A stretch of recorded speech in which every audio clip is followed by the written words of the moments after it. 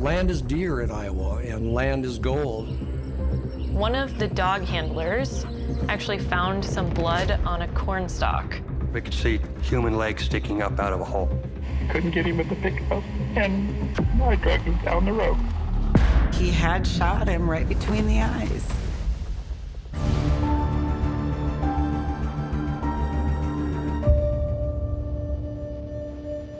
When it comes to a missing persons report, most law enforcement agencies require a person to be missing 24 hours before they'll investigate. But things are different in a small Iowa town. A farmer was missing for just 4 hours, enough for the local sheriff's department to spring into action. What the search for the missing man uncovered shocked the close-knit farming community.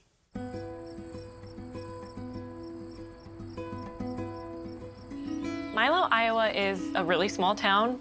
It's less than 800 people, according to the 2020 census, and it's primarily a farming community, so everybody does know everybody.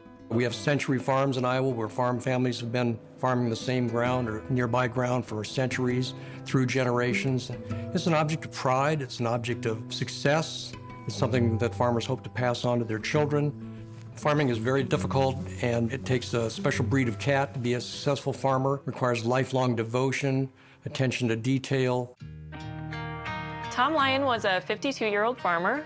He farmed about 1,200 acres in Milo, Iowa. My understanding was Tom Lyon was kind of a easygoing, laid back. He was kind of an old soul. Everybody liked him. He was jovial. He, just kind of happy-go-lucky guy most of the time.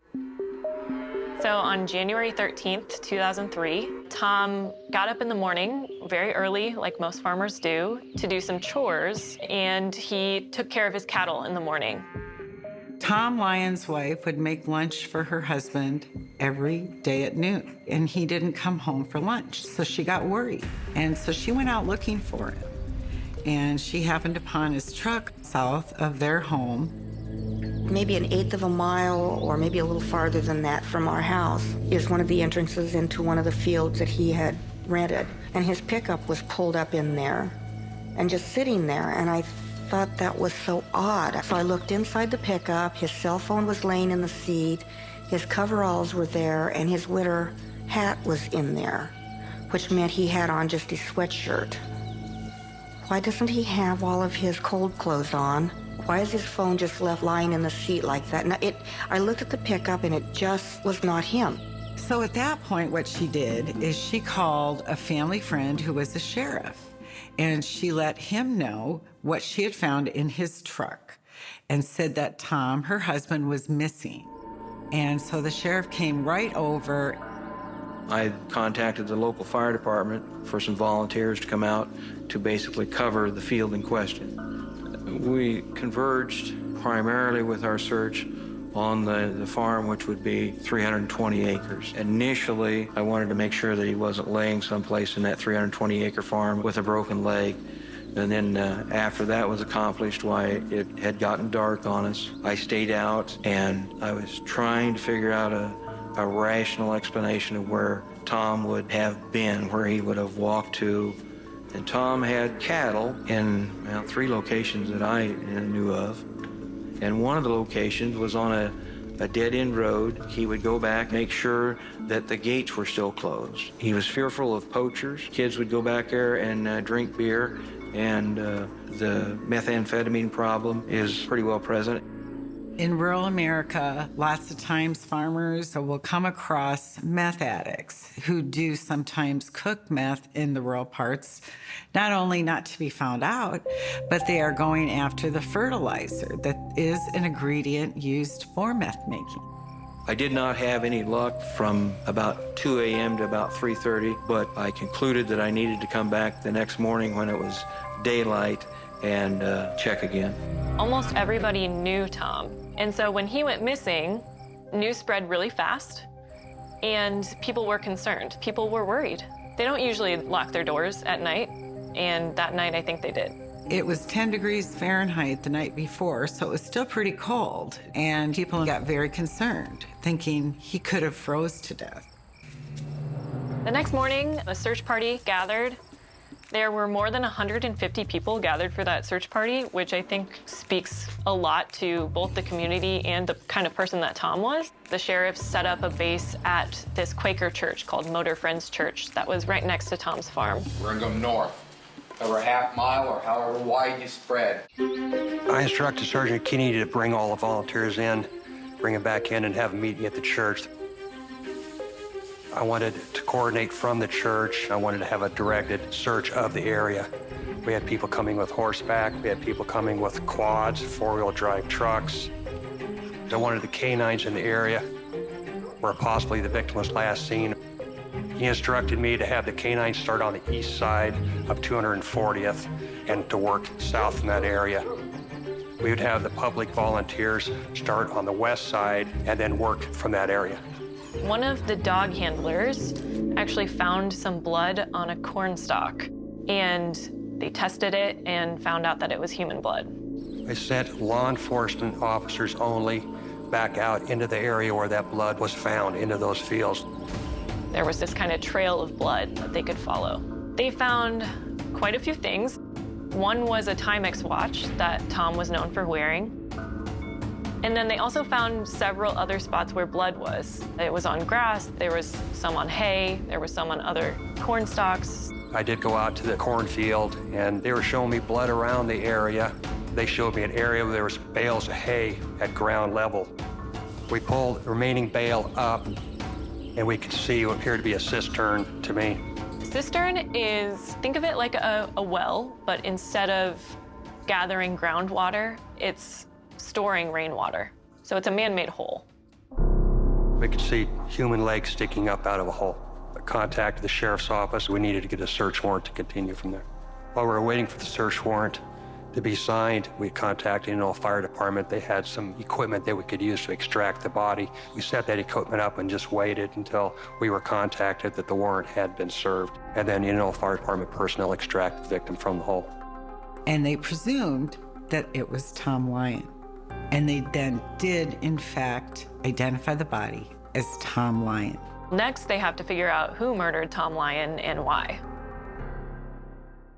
The truck that Mr. Heemstra said he drove, that pickup truck had what appeared to be a red material that we thought could be blood in the bed of the truck.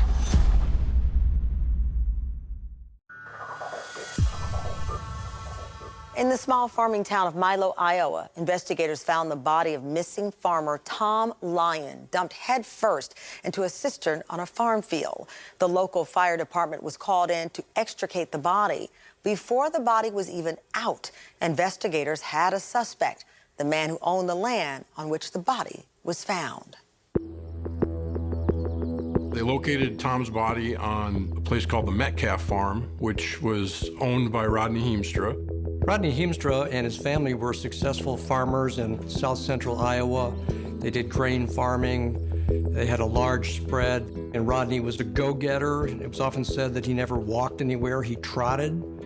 And so he was from dawn to dusk, he was on the go. He was well known in the community, and because he was prosperous, he was both well-liked and at times not so well-liked. Rodney was strictly business, didn't really have time for chit-chat. He was very driven and intense. Rodney liked to buy land. He'd bought and sold lots of land. Land is dear in Iowa, and land is gold. And there are parts of the state where agriculture is king. Big spreads are often more productive and more profitable than small spreads, so acquiring land can be high on the list of a farmer's objectives. Land doesn't come up for sale very often. The flashpoint between Tom Lyon and Rodney Heemstra arose over a plot of land by a woman named Rogers, who had a farm spread where she was renting out her property for grazing to Tom Lyon. Tom grazed cattle on the land. He rented it from Mrs. Rogers. Mrs. Rogers decided she didn't want to continue to farm and have that land. She decided to put it up for sale. And because Tom was a tenant on the farm, he had the right of first refusal, so to speak, and if the land came up for sale. And I think Tom Lyon, in his heart of hearts, he probably wanted to buy it, but he couldn't make it work in his operation, so he had declined. Then they went on to Rodney Heemstra, and so he jumped on it and bought it, and that really, I think, probably kicked off a new source of conflict for them. There's no question that they both had their eye on the same prize. I think that Rodney's success kind of grated on Mr. Lyon, and for both personal reasons and occupational reasons, it was friction from get to go. So Rodney Heemstra had bought some farmland from Lucille Rogers in July of 2002. And Tom had the right to be on the land until March 1st of 2003 because of the way the farm leases work in Iowa. That was his right under the lease agreement. And he had cattle, and he was letting his cattle graze on the row crop land. So that was where Rodney wanted to be working. So between July and March, Tom and Rodney had to interact quite a bit. It did not go very well. In about October, Rodney, who was maintaining the land for Tom's leased farmland, had shut off the water to some of Tom's cattle. And so Tom was extremely irate about that. He immediately called Rodney Heemstra, and he basically cursed him out on the phone. Rodney Heemstra deemed it necessary to carry a .22 rifle in his truck. He was afraid that something was going to happen to him because Mr. Lyon, according to him, was getting angrier and angrier. However, it was known around town, or alleged, that Rodney Heemstra had a bit of a temper himself. So he was still concerned, nonetheless, that Tom Lyon was going to harm him. It seems as though there was a kind of the slow burn buildup, anger, resentment, wounded pride, perhaps fear, insecurity. It just built up over time and then exploded. I became involved almost immediately once the body was found. And we knew about the tension, so just putting those facts together, we'd already kind of identified Mr. Heemstra as someone who we wanted to talk to. I knocked on the door. It was roughly 10 o'clock at night. I told Rodney Heemstra that we were investigating the death of Tommy Lyon, and that if he was involved with causing the death of Tommy Lyon, that he needed to tell me that right then. He said no. He said he didn't know of anybody that would hurt Tom Lyon, that he didn't have a clue. The truck that Mr. Heemstra said he drove was actually parked away from his residence in a parking area of his driveway, and that pickup truck had what appeared to be a red material that we thought could be blood in the bed of the truck. We were going to secure the truck and get a search warrant. I approached him and told him that it was clear that he was responsible for the death of Tommy Lyon. Initially, he was shocked, and then he started crying. The Special Agent Button interviewed him and recorded the conversation. It's 3:50 in the morning on the 15th of January. Agent Button, Deputy Morrison. Go ahead, Rodney. Where do you want me to start? You just start at the beginning. It became plain to me after a meeting with Rodney and his family that this was a case of self-defense. Self-defense was the defense.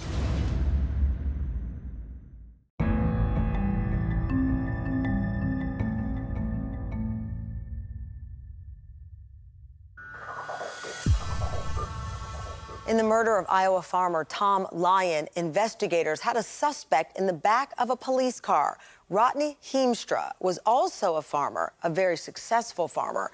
He had initially denied any involvement in Tom Lyon's death, but now he was about to reveal everything, or so it seemed.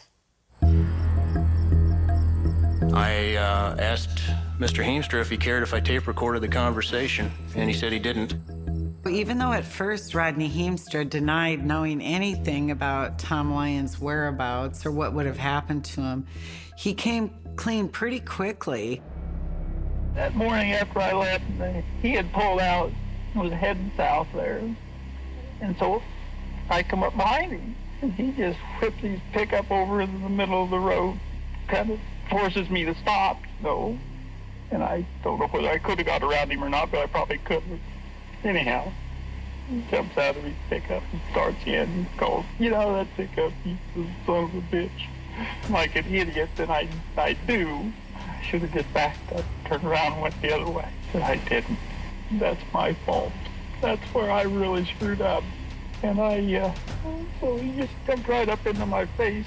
I was mad and scared, and I run around the other side of my pickup. Since October, I'd been carrying a rifle behind the seat.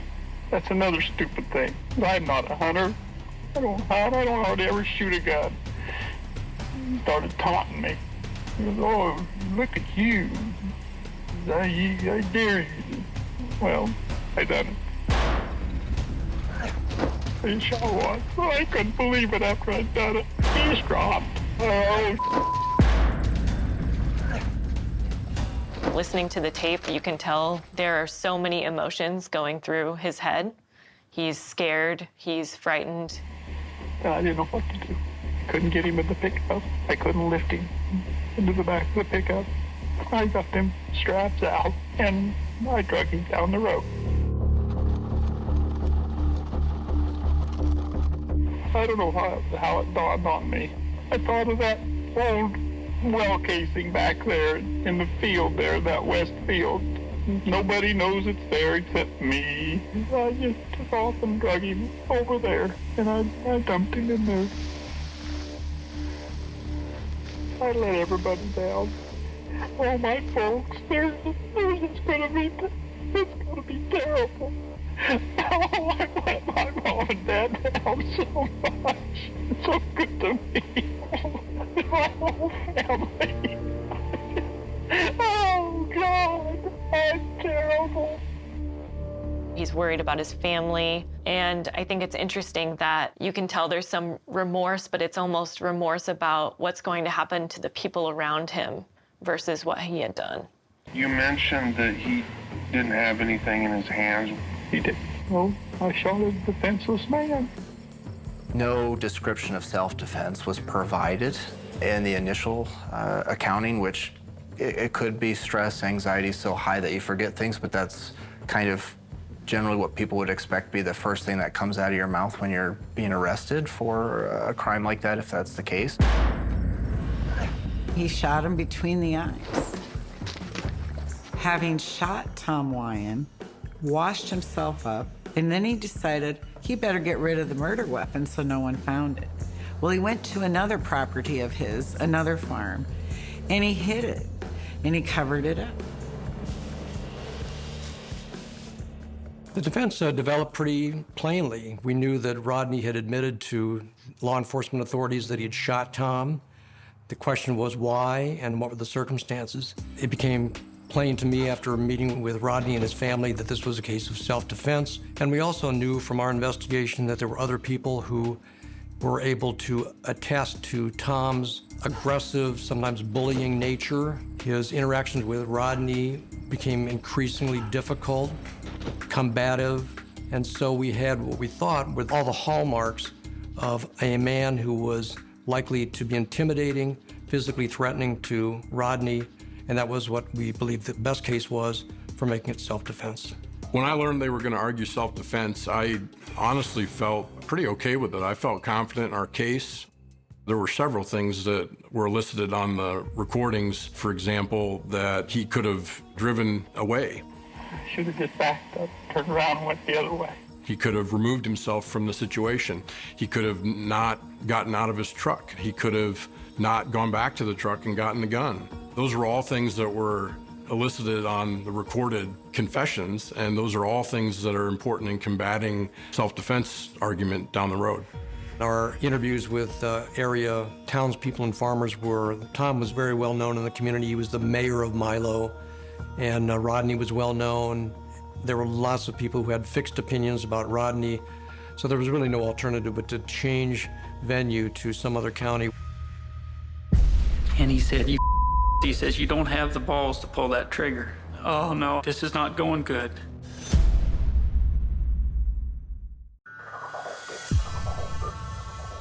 Rodney Heemstra was on trial for first-degree murder in the killing of rival farmer Tom Lyon. The most anticipated witness was Heemstra himself, whose freedom depended on convincing a jury the killing was in self-defense. But first came the opening statements.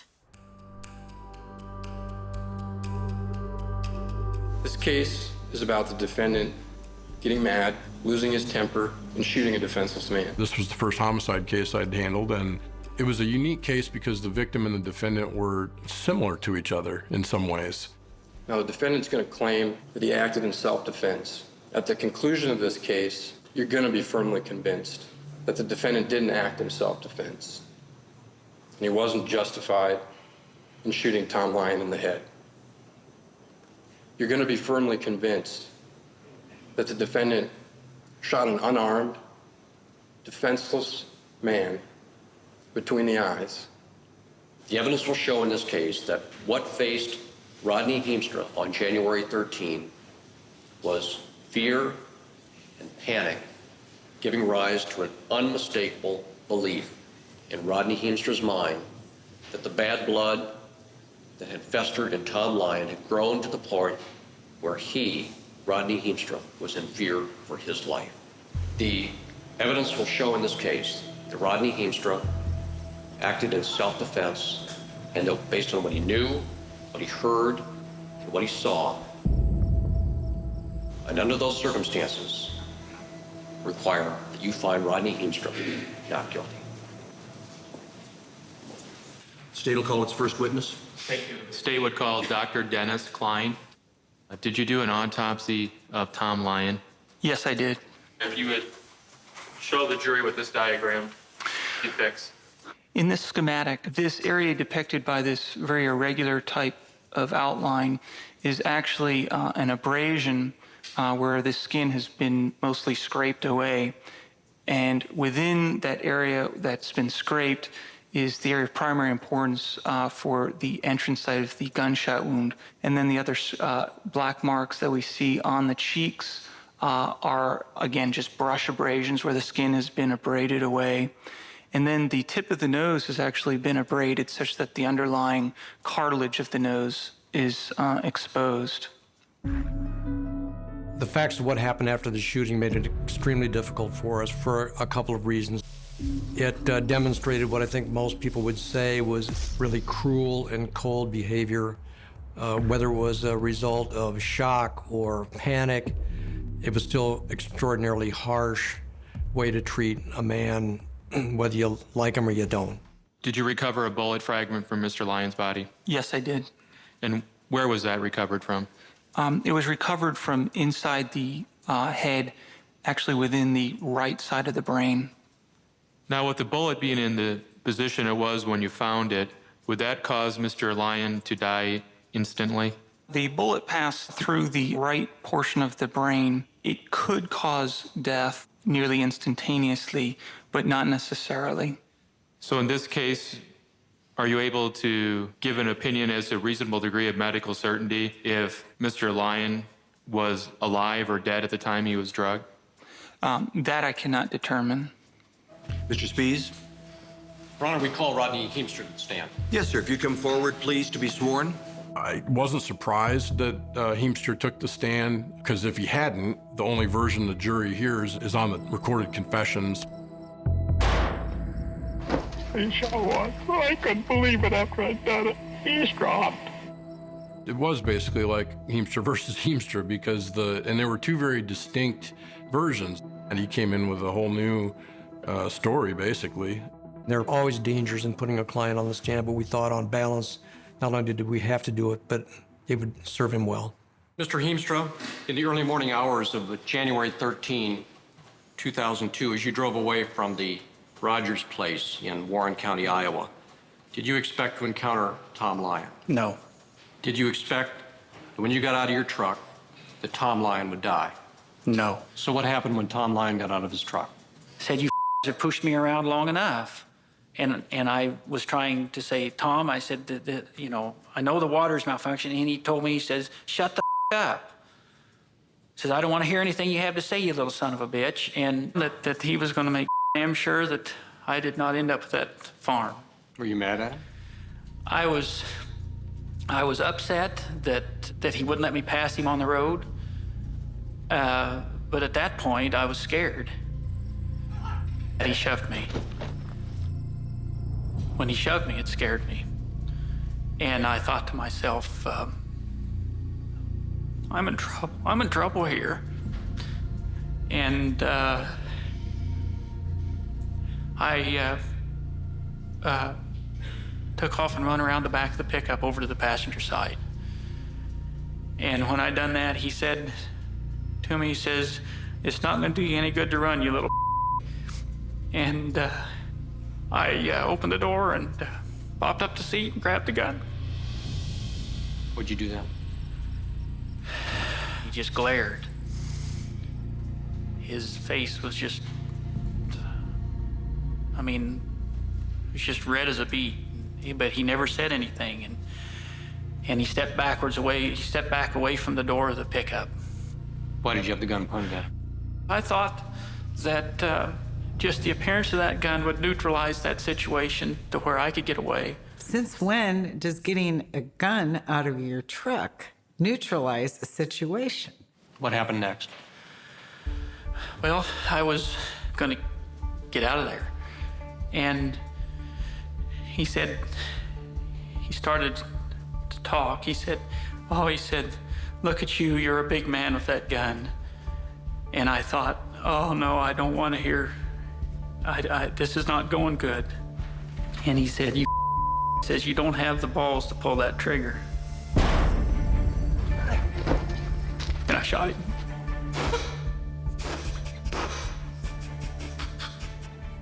When a defendant exhibits emotions on the stand, it's always a mixed blessing, depending on what it is.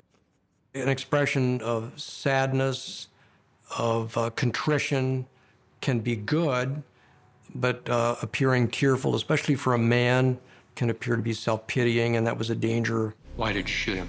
I was afraid for my life. Were you intending to kill him? No. What were you trying to do? I just couldn't believe it was happening. I mean, I just never thought that he would come at me with the gun. He told the police that he shot a defenseless man. There was no way around it. Well, once on trial, he said all of a sudden, Tom Lyon lunged at him. Mr. Heemstra, on January 13, 2003, there's no doubt that you shot Tom Lyon, is there? No, I shot Tom Lyon. And there's no doubt that he died because of your gunshot? That's correct. Did you murder Tom Lyon? No, I did not. It's always a tense moment for a defense lawyer to watch a client testify and watch a client be cross-examined. This is your pickup, this table, and you're getting the gun out. I'll be Mr. Lyon. You sure this is okay to do?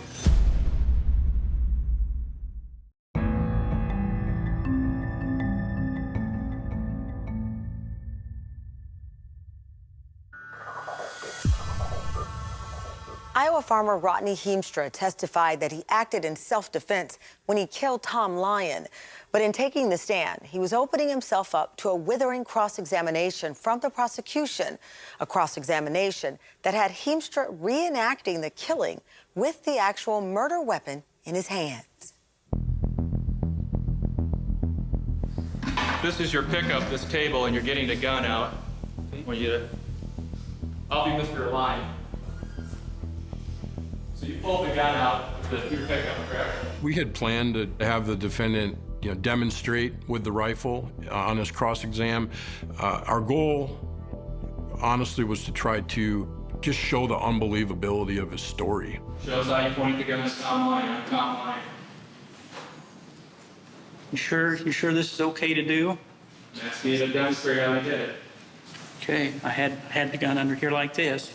The defendant looked very awkward when he was holding the gun. Shows how you're pointing at Tom Lyon. Okay, as I walked around.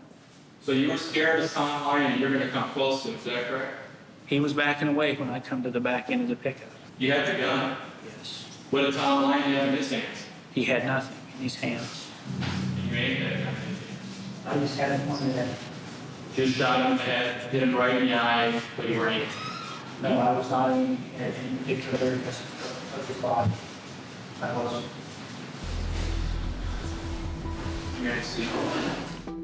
His story in trial about how this close quarters confrontation just happened, and then it just resulted in him happening to shoot the victim right between the eyes.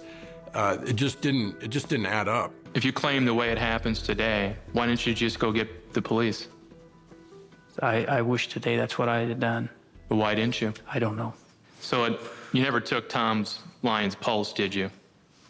No, he was dead. Are you a medical doctor? No, I'm not. You assumed he was dead, didn't you? I have went rabbit hunting and stuff like that when I was younger, and I mean, when Tom fell, when he dropped, there was just nothing there. There was not a sound, there was not a movement, there was nothing. Well, Mr. Heemstra, we're not talking about a rabbit, we're talking about a human being. No, I know that. Heemstra's behavior after the shooting really helped our argument that it wasn't self-defense. Things had been much different if he had just stopped and called the police immediately after the shooting. You drug him for over half a mile, isn't that right? Yeah, it'd been a half a mile. Then you take him down to the well, you drive up to the well and you dump his body in, correct? Yes.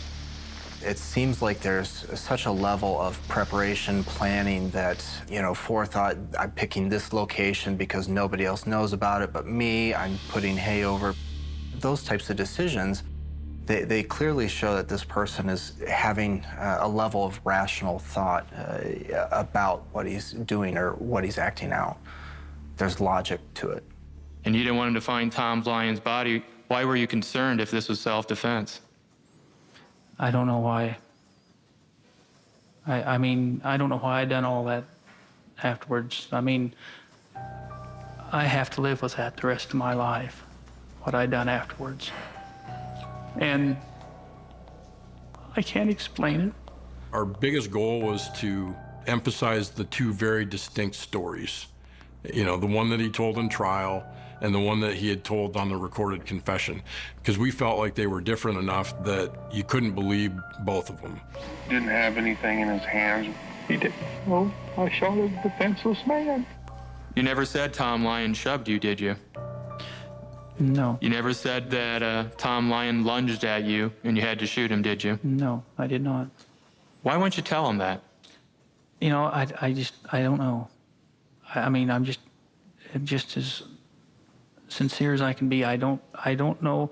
I know I give different details. I guess in my mind it just went without saying, and I didn't realize that I guess if I'd have known that was going to be by me not saying every minute detail that it would be used against me, I would have tried to have put it together with every minute detail. The fact that Rodney had not said the word self-defense, or I acted because I was afraid I was going to get beaten up by Tom, could make it appear to a jury that the defense was a fabrication trying to make the best of a bad factual situation. But we were able to find out that there were people that could attest to Tom's combative nature, his bullying, his flashpoint anger. We had to show that Rodney was aware of this. At any time when you were spending time with Tom Lyon, did he ever say anything to you about hurting Rodney Heemstra? There was one occasion where he specifically asked me, and this is after the land had been purchased, and I believe after the water freezing up, he said to me, he says, what happens if I beat and I'm going to cuss here, what happens if I beat the little son of a bitch up? We had to show that it created in Rodney's mind, here's a man that's not only been difficult with me, but he's been difficult with other people too. Other people are afraid of him. Tom wanted to rent some grain bins on the ward's property. And somewhere, in the discussion, I told him that, he thought the rates, we got the rates off of they do rate studies. And he just said that's not reasonable. And he just kind of all at once grabbed me and picked me up and held me against the truck. And I just said, put me down, Tom, I had to tell him 3 times. And finally he put me down. I don't think he knew what he was doing. And on what kind of occasion would you have told Rodney Heemstra about this encounter that you had with Mr. Lyon? When I leased the ground to Rodney, I brought that to his attention to just leave him alone, stay away, try to avoid any conflict. Did you hear Mr. Lyon talking? I heard him behind the long barn yelling about something, and he'd ought to just shoot the son of a bitch and go on. Did you know what he was talking about? No, I didn't know who he was talking about. And after you heard that comment, what did you do? Well, from then on, I was carrying my carry gun with me. Did you ever tell Rodney Heemstra that you'd heard something like that from Mr. Lyon? Yes. Ladies and gentlemen, this case comes down to this. When the defendant shot Tom Lyon and killed him, he didn't call the police. He didn't get help. It never even occurred to him that it was self-defense, because it wasn't. Killing someone, hiding the body, burning your clothes, and hiding the murder weapon are not actions consistent with self-defense. They're actions consistent with committing murder. And that's what happened in this case. The issue here is, was Rod Heemstra justified in defending his life, self-preservation on January 13th? The evidence, I think, demonstrates that Rod Heemstra had no motive to kill Tom Lyon. He had nothing to gain by it. He was not motivated by anger or by hatred or by spite or by revenge, but out of fear and out of panic. The weakness that he felt requires you to use the courage that the law imposes upon you today. Rod Heemstra is not guilty.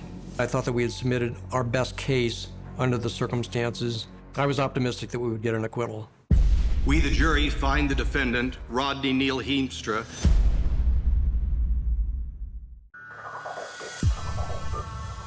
Iowa farmer Rodney Heemstra admitted shooting fellow farmer Tom Lyon dead. The question was, would a jury believe Heemstra's testimony that the killing was in self-defense? After a day and a half of deliberating, the jury had their verdict. But in a legal twist, it would not be the final verdict in this case. the court attendant indicated to me that the jury had reached a verdict. Is that correct? That's correct. And is the verdict unanimous? It is. If you'd like to hand the verdict form to the court attendant, I'll publish your verdict. We, the jury, find the defendant, Rodney Neal Heemstra, guilty of murder in the first degree. Anytime a defense lawyer takes on a case of this magnitude, you invest not only your best professional effort, but your heart. I liked Rodney, I liked his family, I enjoyed working with them. I did my best as I saw it, and so it was a difficult pill to swallow. If you have a heart and a soul, you know, you're gonna feel for these people. When we got that guilty verdict, you know, I was very pleased, and I felt like justice had been served. I just feel bad for Rhonda and her kids. Mrs. Lyon? They say you reap what you sow, and that paybacks are hell. As I see it, you are going to get what you deserve. And as for this holiday season, I will miss Tom more than you can imagine. And getting older alone is definitely gonna suck. And if you were only half the man you think you are, now would be a good time to finally tell the truth to me. I know it didn't happen the way you say. And I know you shot him through your pickup window, aiming at his head as he walked towards you. I know you didn't even try to get him in the back of your pickup. You just simply drug him down the road. Everything you said was not the truth, and you know it. All of the stories that have been told that started the catalyst for the self-defense story were provided by Rodney Heemstra. There's nothing that definitively proves that Tom actually, confronted him on the road. How do we know that Rodney didn't have the rifle, kind of waiting for the right opportunity? I hope the rest of your life is a living hell and the nightmares never stop. And if I could only walk up to you right now and slap the out of you, then maybe I might have an ounce of peace in my life. Thank you, Mrs. Lyons. Mr. Heemstra, would you please rise? Sir, is there anything that you'd like to say? I'd like to thank everybody who's prayed and supported me and my family. God bless you.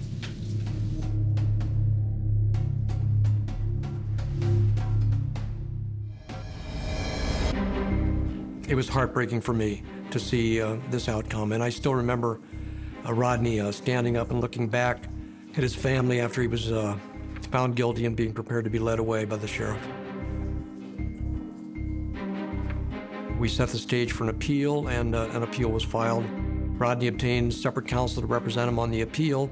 In Iowa, you can plead premeditation for first-degree murder, or you can plead felony murder for first-degree murder, or both. And the practice had been, over the previous 30 to 40 years, to plead both. But when you do that, they don't ask the jurors under which theory do you find the defendant guilty of first-degree murder. And so then you're left after the fact not knowing if it was based on premeditation or based on felony murder.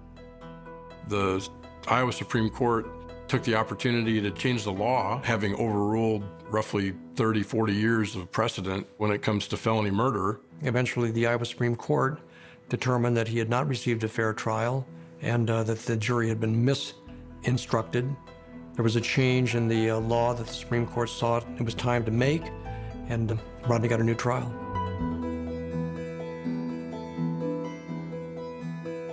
He had a new trial. He was found guilty of voluntary manslaughter rather than first-degree murder. Now keep in mind, he'd obviously already served some time, so he only had 2 more years to serve. And he has been free since 2008. In my opinion, he got away with murder.